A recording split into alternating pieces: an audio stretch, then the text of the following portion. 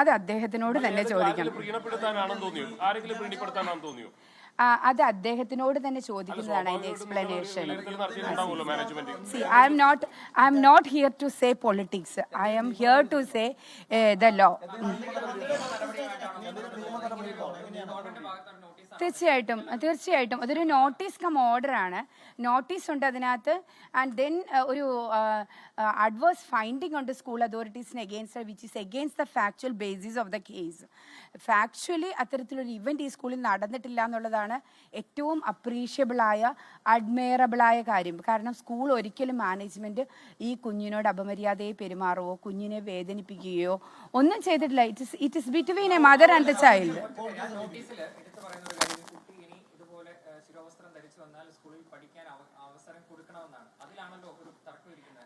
അത് let the court decide on it. കാരണം അത് വിദ്യാഭ്യാസ വകുപ്പിന്റെ ആ ഒരു ഡയറക്ഷൻ ഫോളോ ചെയ്യണോ വേണ്ടിയോ എന്നുള്ളത് സ്കൂൾ മാനേജ്മെന്റ് ഡിസിഷനാണ്. ആൻഡ് സ്കൂൾ മാനേജ്മെന്റ് എന്തായാലും ഒരു നോട്ടീസിൽ അഡ്വേഴ്സ് ഫൈൻഡിങ് ഉള്ള സ്ഥിതിക്ക് അത് ഞങ്ങളുടെ ഭാഗം ഇതാണ് എന്ന് സ്ഥാപിക്കേണ്ടത് സ്കൂൾ മാനേജ്മെന്റിന്റെ ക്ലിയർ ഡിസ്റ്റിങ്ഷനിൽ വരുന്ന കാര്യമാണ്. ഡെഫിനറ്റ്ലി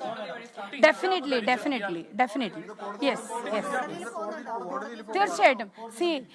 നമുക്ക് ഒരു അഡ്മിനിസ്ട്രേറ്റീവ് ഓർഡറിന് ഇല്ലീഗൽ ആണെന്നോ ആർബിട്രറി ആണെന്നോ തോന്നിക്കഴിഞ്ഞാൽ who is the authority to decide on? It is the court.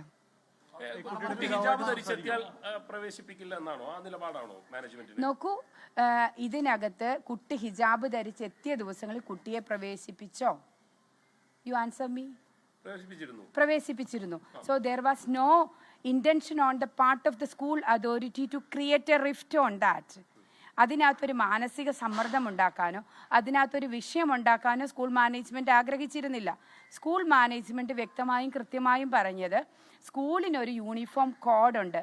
That is for to observe equality among the kids, among the children. ഇക്വാലിറ്റിയും സെക്കുലാരിസവും യൂണിറ്റിയും ബിൽഡ് ചെയ്യാൻ ഇൻകുൾക്കേറ്റീവായിട്ട് കുട്ടികൾക്കുള്ളിൽ തന്നെ, കുട്ടികളുടെ മനസ്സിൽ തന്നെ ഒരു തുല്യതാബോധം.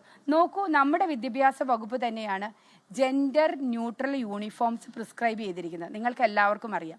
ജെൻഡർ ന്യൂട്രൽ യൂണിഫോംസ് എന്ന് വെച്ചാൽ ലിംഗപരമായ വ്യത്യാസം പോലും ഇല്ലാതെ ആണും പെണ്ണും ഒരേ വസ്ത്രം ധരിച്ച് സ്കൂളിൽ എത്തേണ്ട ഒരു കാലത്ത് ഇത്തരത്തിലുള്ള മൈന്യൂട്ട് വിഷയങ്ങളിലായിരിക്കരുത് വിദ്യാഭ്യാസ വകുപ്പിന്റെ ശ്രദ്ധ.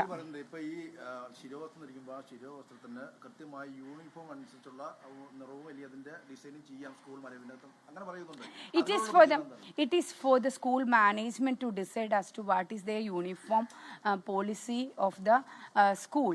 അത് സ്കൂൾ മാനേജ്മെന്റ് ഡിസൈഡ് ചെയ്യട്ടെ. And if at all any adverse thing on that, let the court decide on it. Definitely administrative orderൽ illegalities ഉണ്ട്, illegal findings ഉണ്ട്, adverse to the facts ആണ് ഫൈൻഡിങ്സ് എല്ലാം പോയിരിക്കുന്നത്. CCTV ദൃശ്യങ്ങൾ പരിശോധിക്കാതെയുള്ള നിലപാടായി പോയി വിദ്യാഭ്യാസ വകുപ്പിന്റേത്.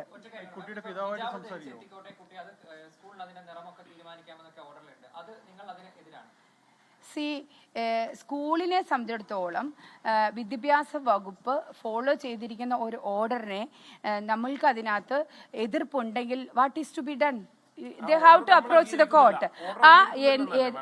മാനേജ്മെന്റും സഭാ അധികാരികളുമായിട്ട് സംസാരിച്ച് ഡിസൈഡ് ചെയ്യേണ്ട ഒരു പോയിന്റ് ആണ്. And they have to approach the court for the reason that the order is completely based on errors. Facts അല്ല ഓർഡറിൽ പറഞ്ഞിരിക്കുന്നത്. തീർച്ചയായിട്ടും ഓർഡർ പൂർണ്ണമായിട്ടും തള്ളിക്കളയുന്നു എന്ന് പറഞ്ഞു കഴിഞ്ഞാൽ കോടതി അപ്രോച്ച് ചെയ്യുന്നു.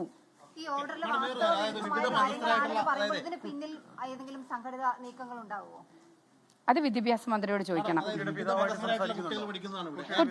കുട്ടിയുടെ പിതാവുമായിട്ട് അമിക്കബിളി സെറ്റിൽ ചെയ്യാനുള്ള ഒരു ഡിസിഷനിലാണ് ഇന്നലെ വരെ ഉണ്ടായിരുന്നത്. കുട്ടിയുടെ പിതാവ് അതിന് റെഡിയായിരുന്നു. അദ്ദേഹത്തിന്റെ പത്രസമ്മേളനങ്ങൾ നിങ്ങൾ എല്ലാ ചാനലുകളും ബ്രോഡ്കാസ്റ്റ് ചെയ്തിട്ടുള്ളതാണ്, ഞാനും അത് കണ്ടിട്ടുള്ളതാണ്. സോ ഇതൊരു കേരളത്തിലെ ഒരു സമാധാന അന്തരീക്ഷത്തിന് വേണ്ട തരത്തിലുള്ള ഒരു സ്റ്റേറ്റ്മെന്റ് ആണ് അദ്ദേഹത്തിന്റെ ഭാഗത്തു നിന്നുണ്ടായത്. But what perpetrated the minister to state so is to be seen.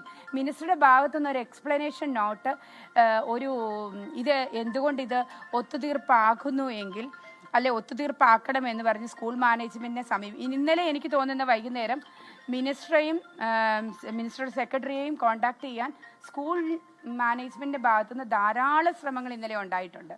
പക്ഷേ ഇത്തരത്തിലൊരു ഓർഡർ പാസ്സാക്കിയ വിവരം ഇവരെ അറിയിച്ചത് ഇന്ന് 9:15 ബാക്കിയുള്ളത് അറിഞ്ഞ അദ്ദേഹത്തിന്റെ ഫേസ്ബുക്ക് പോസ്റ്റിൽ നിന്നാണ്. നോക്കൂ, തീർച്ചയായിട്ടും ഇവിടെ ഡിക്ലറേഷൻസ് ഉണ്ട്. അത് നോർമലി എല്ലാ സ്കൂളുകളിലും സ്കൂളിന്റെ ഒരു കോഡ് ഓഫ് കണ്ടക്ട് ഉണ്ടാവും. സ്കൂൾ ഡയറിയിൽ സ്കൂളിന്റെ യൂണിഫോം എന്താണെന്ന് പ്രിസ്ക്രൈബ് ചെയ്യും. പിന്നെ ഒരു ഡിക്ലറേഷൻ ഫോം എഴുതി വാങ്ങും പേരൻസിന്റെ കയ്യിൽ നിന്ന്. കാരണം തീർച്ചയായിട്ടും ഈ സ്കൂളിന്റെ യൂണിഫോം കോഡ് എന്താണെന്നുള്ളത് ഈ സ്കൂളിലെ തന്നെ ഡോക്യുമെന്റ്സിൽ നിന്ന് വ്യക്തമാണ്.